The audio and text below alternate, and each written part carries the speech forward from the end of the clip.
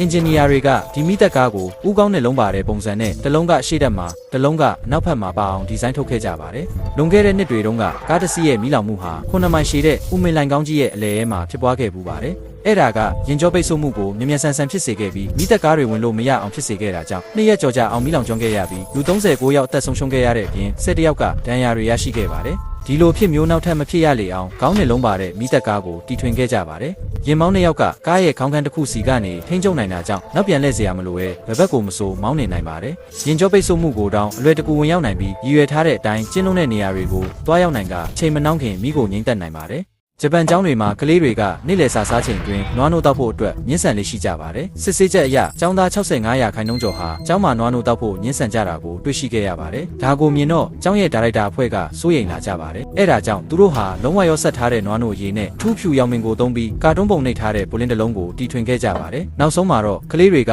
ကာတွန်းပုံအပြည့်စုံကိုတီးကျင်လို့စိတ်နဲ့နွားနိုးတစ်ခုလုံးကိုတောက်လာကြပါတယ်။